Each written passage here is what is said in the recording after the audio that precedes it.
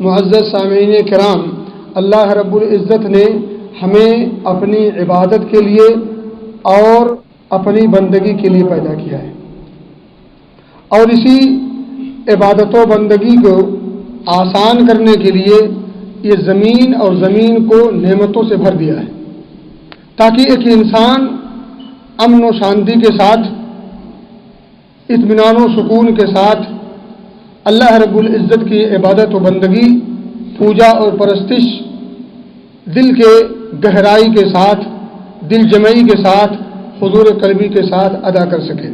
میرے بھائیوں اور دوستوں، یہ حضور قلبی کب حاصل ہوگی؟ یہ اطمینان و سکون کہاں سے پیدا ہوگا؟ ظاہر سی بات ہے، اس کے پیدا کرنے کے لیے بھی ہمیں کچھ کرنے پڑیں گے۔ ایسا نہیں ہے کہ یہ زمین مکمل طور پر ہموار کر دی جائے گی، بلکہ اس زمین کو ہمیں ہموار کرنا پڑے گا۔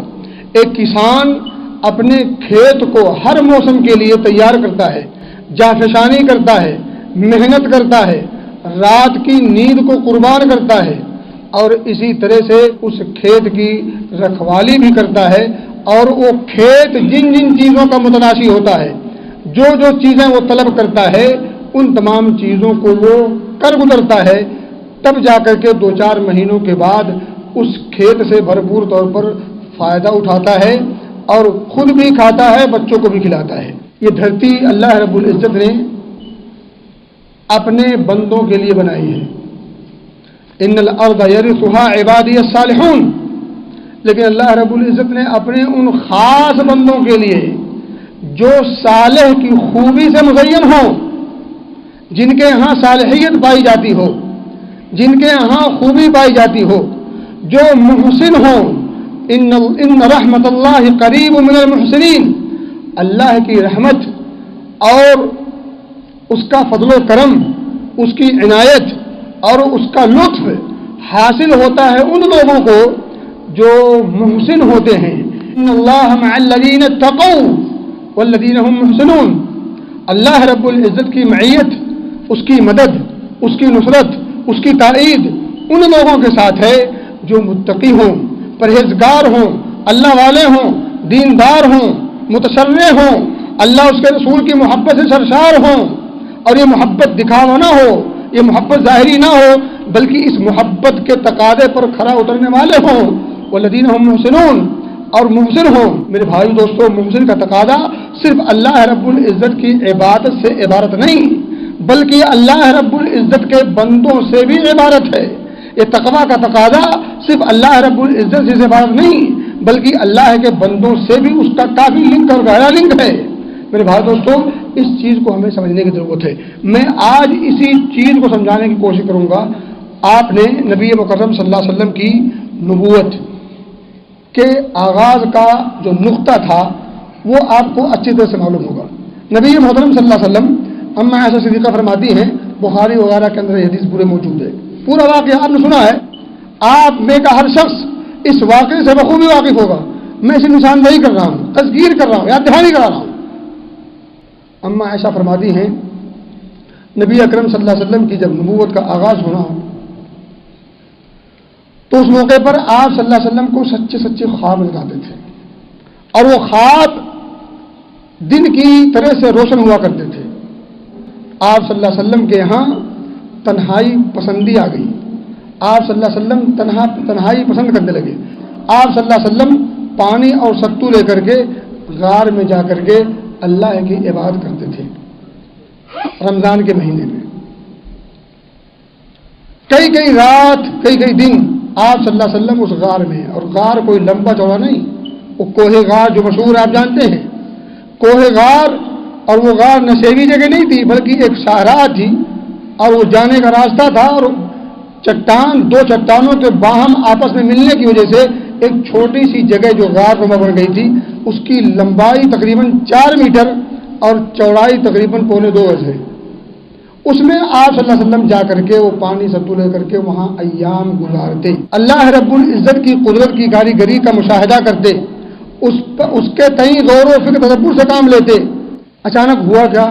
ایک دن، اب یہ پورا اللہ رب العزت کی ترتیب ہے، یہ کوئی اتفاق نہیں ہے، یہ اللہ رب العزت نے ابھی چونکہ آپ کو ایک مشن پہ لگانا تھا، اس مشن کی یہ تیاری ہے، اس مشن کی یہ تیاری ہے، یہیں سے سبق ملتا ہے کہ ہمارا بھی کوئی مشن ہے، ہمارا بھی کوئی منصوبہ ہے، ہمارا بھی کوئی ٹارگٹ ہے. ہم نے اس منصوبے، اس مشن، اس ٹارگٹ کے لیے کون سی تیاری کی، کون سا خطہ بنایا، کون سی پلاننگ کی؟ کچھ نہیں. کھانے پینے عیش و مستی کے علاوہ اس مسلمان کے پاس ہے کیا کرنے کا؟ جو کر رہا. نبی مکرم صلی اللہ علیہ وسلم کی ابھی نبوت کا آغاز نہیں ہوا ہے، اللہ رب العزت اس مشن پر لگانا چاہتا ہے. اس مشن پر لگانے سے پہلے آپ کی ذہن سازی ہو رہی ہے اور آپ کو اس کام کے لیے تیار کیا جا رہا ہے. حضرت انسان امت محمدیہ اس کا کوئی مشن ہو اور اس مشن کے تئیں کوئی منصوبہ بندی نہ ہو. نبی مکرم صلی اللہ علیہ وسلم ایک مشن کے لیے تیار ہو رہے ہیں، اللہ رب العزت تیاری کروا رہا ہے. مختصر یہ میرے بھائیوں اور دوستو، فرشتہ آ کے کہتا ہے اقرا، پڑھو. نبی مکرم صلی اللہ علیہ وسلم فرماتے ہیں ما انا بقاری، مجھے پڑھنا نہیں آتا، مجھے پڑھنا نہیں آتا. کیا پڑھوں، کیسے پڑھوں جبکہ مجھے پڑھنا ہی نہیں آتا؟ فرشتہ انہیں پکڑ کے بھیجتا ہے، جم کے دباتا ہے، اور اتنا دباتا ہے نبی مکرم صلی اللہ علیہ وسلم فرماتے ہیں کہ میری پوری قوت نچوڑ دی، میری پوری قوت نچوڑ دی، اس حد تک دباتا ہے. پھر چھوڑتا ہے، پھر کہتا ہے اقرا. آپ کا وہی جواب ہے ما انا بقاری، مجھے پڑھنا نہیں آتا. دوسری مرتبہ پھر دباتا ہے، تیسری مرتبہ پھر دبایا، اب مجھے پڑھنا نہیں آتا، چھوڑ دیا. اور جب تیسری مرتبہ دبایا، چھوڑنے کے بعد کہا اقرا اقرا بسم ربک الذی خلق خلق الانسان من علق اقرا وربک الاکرم الذی علم بالقلم. یہ 5 شروع کی سورہ علق کی آیتیں اتری. یہ پہلی وحی ہے، نبوت کا آغاز ہو گیا ہے. نبی مکرم صلی اللہ علیہ وسلم گھبرائے ہوئے، پریشان حال، دل آپ کا دھک دھک کر رہا ہے. گھر پہنچتے ہیں، اما خدیجہ رضی اللہ تعالی عنہا سے مخاطب ہوتے ہیں. کہتے ہیں زملونی زملونی، مجھے چادر اڑاؤ، کمبل اڑاؤ. حضرت خدیجہ رضی اللہ تعالی عنہا آپ کو کمبل اڑاتی ہیں. جب ذرا سکون آتا ہے، جب ذرا چین آتا ہے، تب وہ پورا قصہ سناتے ہیں. کہتے ہیں آج میرے ساتھ ایسا اور ایسا ہوا ہے، مجھے تو اپنی جان کا اندیشہ ہے، ڈر لگتا ہے، مجھے اپنی جان کا خطرہ ہے. اب اس موقع پر اما خدیجہ رضی اللہ تعالی عنہا نے جو گفتگو کی تھی، بڑی ٹھوس گفتگو کی تھی، میں صرف وہ سمجھانا چاہتا ہوں. آج اس موقع پر اما خدیجہ رضی اللہ تعالی عنہا نے نبی اکرم صلی اللہ علیہ وسلم کو تسلی دیتے ہوئے جو کلمے کہے تھے، جو گفتگو فرمائی تھی، آپ کو اطمینان دینے کے لیے، آپ کے دل کی ڈھاس بڑھانے کے لیے، تسلی دینے کی خاطر جو کلمے کہے تھے، ذرا میں غور کرتا ہوں. میرے بھائیو دوستو، فرماتی ہیں، کہتی ہیں کلا، ہرگز نہیں. مومن مایوس نہیں ہوتا، مومن کو مایوسی بھرے جملے نہیں بولے جاتے. کبھی ایسی گفتگو نہ کرو جس میں منفی بات ہو، ہوپلیس والی گفتگو نہیں کرنی، ہمیشہ امید افزا بات کرنی. اللہ رب العزت کے تئیں ہمیشہ حسن ظن، اچھا گمان رکھنا. کلا ابشر، خوش ہو جائیے. ہرگز نہیں ایسا ہوگا، آپ خوش ہو جائیے. کس بات کی؟ فواللہ لا یخزیک اللہ ابدا، قسم کھائی. کس نے؟ عورت ذات ہے، وقت کا نبی ہے، نبوت کی پہلے زینے پہ چڑھ چکا ہے. اس نبی کو تسلی دے رہی ہے ایک عورت. عورت کا مقام اسلام نے دیا ہے. عورت تسلی دے رہی ہے وقت کے نبی کو. اور نبی کون سا ہے؟ نبیوں کا سردار ہے، رب کا محبوب ہے. عورت تسلی دے رہی ہے. کلا ابشر واللہ لا یخزیک اللہ ابدا. اللہ کی قسم ہے اللہ آپ کو کبھی بھی رسوا نہیں کر سکتا. مومن رسوا آ جائے. ان چیزوں کو ذرا پڑھیں, اپنے آپ میں ٹیلی کریں, موازنہ کریں, چیک کریں, ٹٹولیں, دیکھیں کیا یہ ساری چیزیں ہم میں ہیں. ذلت و رسوائی سے بچنے کا علاج اگر ڈھونڈنا ہے, ادبار و نکبت سے اگر بچنا ہے, اور عزت و سرخروئی کی زندگی اگر گزارنی ہے, 1000 سال مسلمانوں نے دنیا پر حکومت کی ہے, 2-4 سال نہیں, 1000 سال ساکھ بیٹھی ہوئی تھی دنیا پر ان کی, دائیں بائیں یہ لوگوں کو کرتے تھے.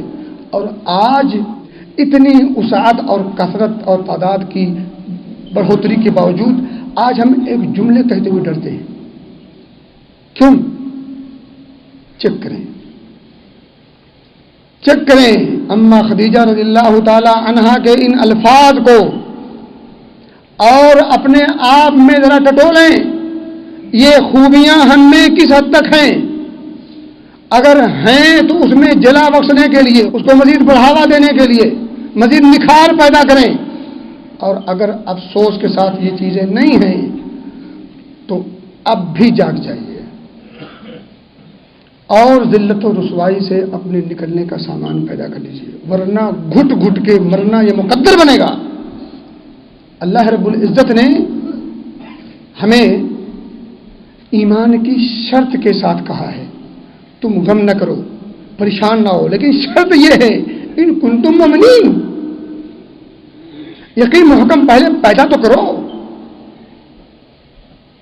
عمل پیہم کی کسوٹی پر کھرا تو پہلے اترو. یقین محکم عمل پیہم, یہ چیزیں پہلے پیدا تو کرو, تب جا کر کے زنجیریں کرتی ہیں, تب تدبیریں کام آتی ہیں. تدبیریں ایسے نہیں کام آتی, زنجیریں ایسے غلامی کی نہیں کرتی. مصائب و مشکلات سے آدمی ایسے نہیں نکل جاتا. اس کے لیے مناسب اور وقت کے حساب سے تدبیریں کرنی پڑتی ہیں, اور وہ تدبیریں بھی کچھ چیز کا تقاضا کرتی ہیں. میرے بھائی دوستو, کیا فرمایا ذرا غور کریں. پہلے تسلی دی اور بڑے ٹھوس اور تاکیدی جملے میں کہا واللہ لا یخزیک اللہ ابدا, ہرگز ایسا نہیں ہو سکتا, اللہ کبھی بھی آپ کو رسوا نہیں کر سکتا. کیوں نہیں کر سکتا؟ ذرا جواب سنیں. وہ فرماتی ہیں, کہتی ہیں کہ فواللہ انک لتصل الرحم, اللہ کی قسم ہے آپ قرابت داری کا حق ادا کرتے ہیں. ہم سب پھیل ہیں, صلہ رحمی کرتے ہیں, اپنوں کے ساتھ بھی غیروں کے ساتھ بھی. جو آپ سے منہ موڑتے ہیں آپ ان سے ہاتھ ملاتے ہیں, جو آپ سے نالا رہتے ہیں آپ ان کے کام آتے ہیں. لتصل الرحم, آپ قرابت داری کا مکمل حق ادا کرتے ہیں, صلہ رحمی میں کوئی کمی اور کمی نہیں کرتے ہیں. اللہ کی قسم کھا کے یہ بات کہی, فواللہ انک, اللہ کی قسم ہے یقینی طور پر آپ قرابت داری کا حق ادا کرتے ہیں.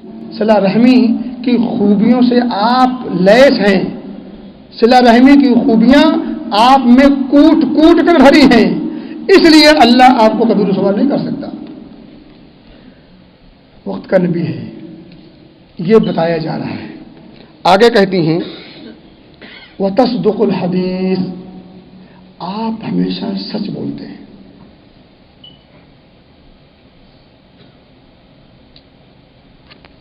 ذرا ہم ٹیلی کر لیں اپنے آپ کو. پہلا نقطہ صلہ رحمی کرنا, دوسرا نقطہ آپ سچ بولتے ہیں. دنیا نے اس لوہے کو مانا صادق و امین کے لقب سے ملقب اس سماج نے کیا ہے جو سماج ہر قسم کی برائیوں سے تربتر تھا.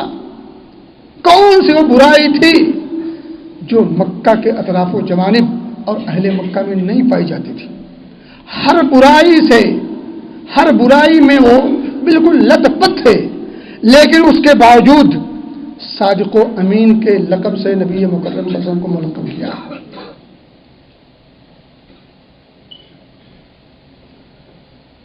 کیچڑ میں بھی پھول کھلتا ہے، اور پھول کھلے تو پھول کی عظمت کا لوہا اس کیچڑ میں رہنے والے لوگ بھی مانتے ہیں. پھول تو پہلے بنو، پھول جیسی لطافت تو لے کے آؤ، پھول جیسی نرمی تو پہلے پیدا کرو، پھول جیسا خوشبو تو پہلے جو ہے خوشبو سے فضا کو معطر تو کرو. پہلے بنو تو صحیح کہ لوگ آپ کو دیکھیں تو آنکھیں اور دل خوش ہو جائے. میرے بھائی دوستو، نبی مکرم صلی اللہ علیہ وسلم تصدق الحدیث، سچ بولا کرتے تھے، جھوٹی گواہی نہیں دیتے تھے، جھوٹے لوگوں کا ساتھ نہیں دیتے تھے، جھوٹ پر کبھی کسی کی تائید نہیں کی. اور آج ہم معمولی سے معمولی مفاد کی خاطر، معمولی سے معمولی مفاد کی خاطر آج ہم جھوٹ کا کون سا ایسا حربہ ہے جو ہم استعمال نہیں کرتے. نبی مکرم صلی اللہ علیہ وسلم آپ صلہ رحمی کرتے ہیں، آپ سچ بولتے ہیں، اس لیے اللہ آپ کو رسوا نہیں کرے گا. رسوا کیوں نہیں کرے گا؟ سبب، وجہ ہے، یہ لے کے جائیے. آج صلہ رحمی کریں گے، ہم میں سے کتنے ہیں کتنوں سے نہیں بولتے؟ وجہ کیا ہے؟ کوئی خاص وجہ نہیں، بس کسی نے کسی کے ساتھ کوئی انجانے میں جانے میں سوئی طور پر غیر سوئی طور پر کچھ ہو گیا، ہلکی پھلکی ہو جاتی ہے، لیکن بولنا بند، گفتگو بند، آپس میں لین دین بند، تعاون بند، بلکہ یہ سب بند تو بند، ساتھ ہی ساتھ اس کے پاؤں کاٹنے کی تیاری بھی ہم کرتے ہیں، اس کو گرانے کی بھی تیاری کرتے ہیں، اس کو زدوکوب کرنے کی بھی کوشش کرتے ہیں، اس کے نقصان کے در پہ ہو جاتے ہیں. یہ ہم مسلمانوں کا شیوا ہے. ذلت کی بنیادی وجوہات میں سے یہ وجہیں ہیں. ان وجوہوں پر توجہ دینے کی ضرورت ہے، ہمیں اپنی اصلاح کرنی پڑے گی. نمبر 3، وتحمل الکل، بے یار و مددگار کے لیے آپ یار ثابت ہوتے ہیں. جو اپنا بوجھ نہیں اٹھا سکتے ان کے بوجھ آپ اٹھاتے ہیں. جن کے کندھے اتنے مضبوط نہ ہوں کہ وہ اپنے کندھوں پر اپنا بوجھ اٹھا سکیں، آپ ان کا کندھا بن جاتے ہیں. وتحمل الکل وتکسب المعدوم، غریبوں، فقیروں، محتاجوں، مسکینوں، بیواؤں، ان تمام کی خبرگیری آپ کرتے ہیں، ان تمام کے ساتھ حسن تعامل کرتے ہیں، اچھا ویوہار کرتے ہیں، حسن سلوک کرتے ہیں، ان کی خبرگیری کرتے ہیں، ان کا تعاون کرتے ہیں، ان کے کام آتے ہیں. یہ خوبیاں ہیں ہمیں، یہ خوبیاں ہیں ہم میں. اما خدیجہ رضی اللہ تعالی عنہا کے اس قول کو لے کے جائیے آج. اور صرف قول تو ہم بہت سنتے ہیں، عملی جامہ جب تک نہ پہنائیں سننے کا کوئی فائدہ نہیں. جب تک عملی جامہ نہ پہنا لیں، علم بغیر عمل کے کوئی فائدہ نہیں دیتا، علم بغیر عمل کے کوئی فائدہ نہیں دیتا، اور عمل بغیر اخلاص کے کوئی فائدہ نہیں دیتا. علم بغیر عمل کے بے سود، اور عمل بغیر اخلاص کے بے فائدہ. اگر علم عمل کے بغیر یہ فائدے مند ہوتا، یہ مناسب ہوتا، علم بغیر عمل کے اگر یہ تعریف والا پہلو ہوتا، اللہ رب العزت اہل کتاب کے علماء کی مذمت کبھی نہ کرتا. اللہ رب العزت نے اہل کتاب یہود و نصارہ کے جو علماء تھے، قرآن مقدس میں ان علماء کی مذمت کی ہے. عالم تو تھے، علم تھا، مگر اس علم کے مطابق عمل نہیں تھا، اللہ نے اس کی مذمت کی ہے. اور آپ کو پتا ہے کہ عمل بھی تھا مگر اخلاص نہیں تھا. اللہ رب العزت نے ایسے لوگوں کی بھی مذمت کی ہے. منافقین جہاد بھی کرتے تھے، نماز بھی پڑھتے تھے، چاہے نہ چاہے زکوٰۃ و خیرات بھی کیا کرتے تھے، ہر اس کام میں حصہ لیتے تھے جس کام میں سچے مخلصین صحابہ شامل ہوا کرتے تھے، ان چیزوں میں یہ بھی شامل رہا کرتے تھے، لیکن دل اس پر مطمئن نہیں تھا، مخلصانہ طور پر یہ کام نہیں کرتے تھے۔ اللہ رب العزت نے انہیں منافقین کہا اور ان کے کاموں کو رائگاں کر دیا۔ تو علم کے ساتھ عمل ضروری ہے، عمل کے ساتھ اخلاص ضروری ہے، تب یہ بات بنتی ہے، پھر رب کی بارگاہ میں قابل قبول ہوتا ہے، شرف قبولیت سے نوازا جاتا، پھر رب کی رضا حاصل ہوتی، اور رب کی رضا یہ عزت و سرخروئی کا پہلا زینہ ہے میرے بھائیوں اور دوستوں۔ اور آگے فرماتی ہیں وَتَقْرِ الضَّيْفِ، آپ مہمان کی مہمان نوازی بھی کرتے ہیں، مہمان کی عزت بھی کرتے ہیں، مہمان کی خاطرداری بھی کرتے ہیں، مہمان کے اچھے کھانے پینے کا، رہنے سہنے کا، اس کے ساتھ اچھے اخلاق، اچھے ویوہار، اچھی گفتگو، اس کے ساتھ ملنا، ان تمام چیزوں کا بھی آپ اہتمام کرتے ہیں، ان تمام چیزوں کا بھی آپ خاص خیال رکھتے ہیں۔ ہمارے یہاں مہمان آ جائے تو آج تو ہمارے یہاں مہمان ایک بوجھ بن جاتا ہے، بوجھ، یہ بوجھ نہیں، یہ بوجھ نہیں ہے۔ ان تمام اسلامی آداب پر ہم عمل پیرا کب ہوں گے؟ مرنے سے پہلے یہ سب کرنا ہے، ذلت و رسوائی کے عمیق ترین گڈھے میں گرنے سے پہلے یہ کرنا ہے، اس سے پہلے یہ کرنا ہے۔ اور آگے فرماتے ہیں آخری جملہ وَتُعِينُ عَلَى نَوَائِبِ الْحَقِّ، حق کی مصیبت میں اگر کوئی ہو، حق کی وجہ سے اگر کوئی مصیبت میں پڑ جائے، آپ اس کی ہیلپ کرتے ہیں، اس میں اپنا غیر کی تعین نہیں ہے۔ کوئی بھی شخص ہو، بلا وجہ اگر مارا جا رہا ہے، بلا وجہ ستایا جا رہا ہے، بلا وجہ اس کے مال کو ہڑپا جا رہا ہے، بلا وجہ اس کے ساتھ ظلم زیادتی ہو رہی ہے، اس کے ساتھ کھڑے ہونا یہ نبوی کام ہے، یہ نبیوں کا کام ہے، یہ اچھوں کا کام ہے۔ جب بات حق کی ہو، حق کے خلاف، حق کے حق میں کھڑے ہونا یہ نبوی کام ہے، یہ ہماری ڈیوٹی ہے، یہ فریضہ ہے۔ حق جہاں بھی ہو،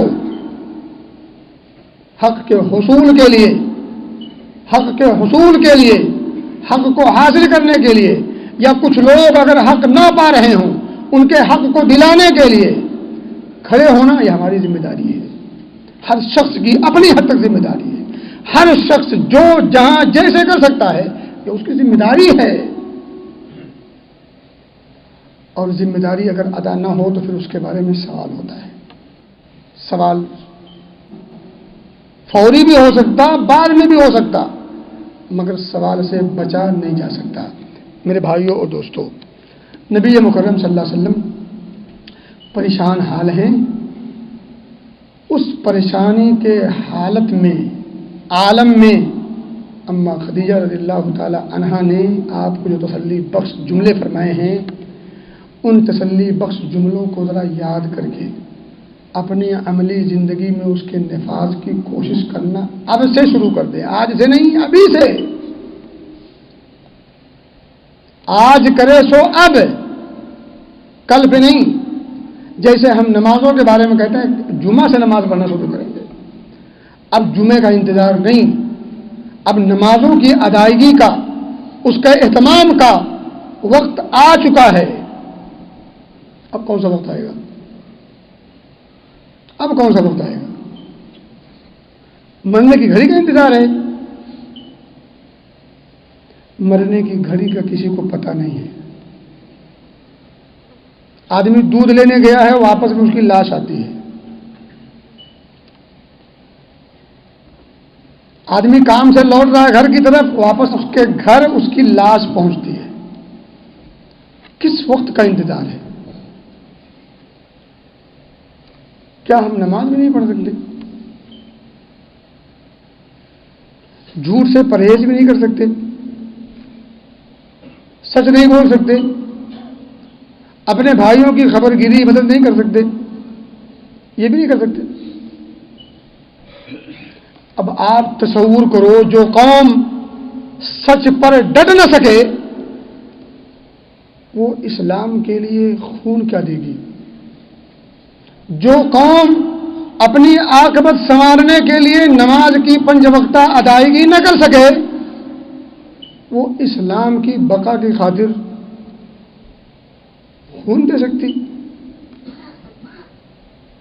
پسینہ بھی اس کا مہنگا ہوگا، وہ خون نہیں دے سکتی۔ خون دینے والے ابو بکر و عمر، عثمان و علی، طلحہ سعد و سعید، زبیر، ابو عبیدہ بن جراح، بلال حبشی، سلمان فارسی، عمار یاسر اور یہ پورے صحابہ ہیں، ان تمام لوگوں کی زندگی سے مطالعہ تو کبھی کیجیے۔ کیا ان کے ہاں نماز کے چھوڑنے کا تصور تھا؟ وہاں تو منافقین کے یہاں بھی نماز چھوڑنے کا تصور نہیں تھا، وہ بھی نماز چھوڑنے سے ڈرتے تھے کہ اگر ہم نے نماز چھوڑ دی تو لوگ ہمیں منافقوں کی لسٹ میں داخل کر لیں گے، اس لیے وہ نماز میں آتے تھے، لیٹ سویر آتے تھے، لیٹ لطیفی کرتے تھے، لیکن نماز میں وہ بھی آتے تھے جو پکے منافق تھے، صرف اس لیے کہ منافقوں کی لسٹ میں ہمارا نام درج نہ ہو جائے وہ مسجد نبوی میں لیٹ صحیح آتے تھے۔ ابھی مومنوں کی لسٹ بننی شروع ہو جائے، ہر شخص کی یہ تمنا ہوگی کہ میرا نام سر فہرست ہو۔ چیک کر لیجیے، ابھی ایک ہوا چل جائے، آؤ اپنا نام لکھواؤ جو مومن ہے، مومنوں کی لسٹ بن رہی ہے، اعلان ہو جائے، جس نے جمعہ پڑھنا ہے وہ دوڑ کے آئے گا، سب سے پہلے میرا نام لکھو، میں مومن ہوں، وعدہ کیا میں اگلے جمعہ نماز پڑھوں گا، دل میں تمنا ہے جمعہ سے نماز پڑھوں گا، اس لیے میرا نام سب سے اوپر ہو۔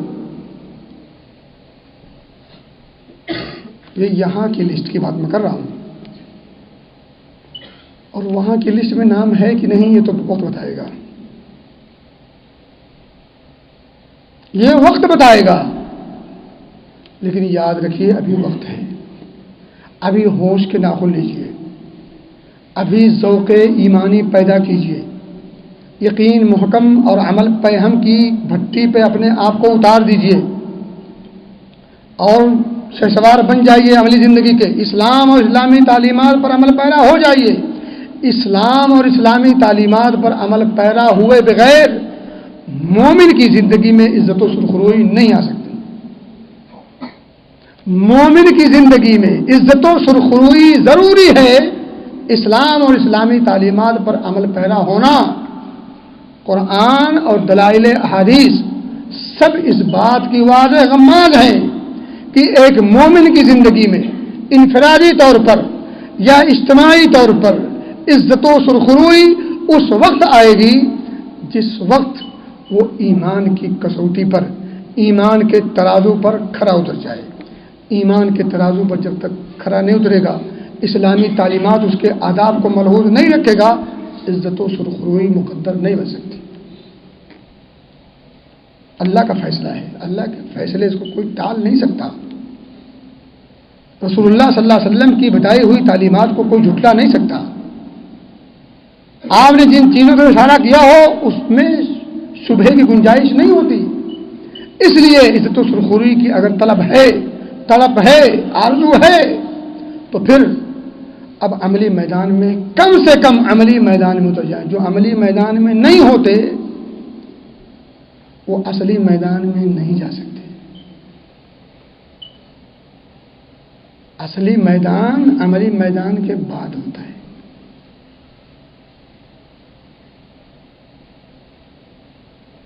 ایک صحابی آئے تھے، کہا پورا لیس تھے،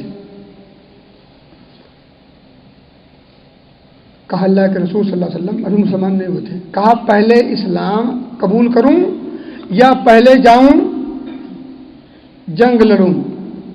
نبی مکرم صلی اللہ علیہ وسلم نے فرمایا پہلے اسلام قبول کرو پھر جنگ میں جاؤ۔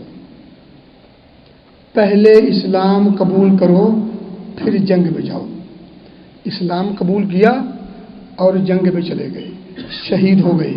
نبی مکرم صلی اللہ علیہ وسلم نے ایک جملہ فرمایا, عمل قلیلا و اجر کثیرا. عمل تھوڑا کیا, اجر زیادہ لے گیا. اسلام قبول کیا, نکل گئے میدان میں, میدان سے واپس نہ آئے, شہادت نصیب ہوئی. نبی مکرم فرماتے ہیں عمل قلیلا. اللہ رب العزت عمل کی زیادتی نہیں مطلوب ہے, عمل کا حسن مطلوب ہے. حسن عمل چاہیے, حسن عمل. آپ ایمانی عمل کرو, اسلامی عمل کرو, اپنے آپ کو اسلام اور ایمان پر اتار دو. اسلام اور ایمان کی عملی تصویر بن جاؤ, چلتا پھرتا اسلام بن جاؤ, ایمان بن جاؤ. اس کے بعد یہ دھرتی آپ کو سلام کرے گی, یہ اہل دھرتی آپ کو سلام کریں گے, یقین جانیں. لیکن شرط یہ ہے کہ ایمان و اسلام اور ایمان و اسلام کی تعلیمات کے مطابق اپنی زندگی گزارنے کی کوشش میں لگ جاؤ. اللہ ہم سب کو ان کہی گئی باتوں کو سمجھنے کی توفیق دے اور اس پر عمل پیدا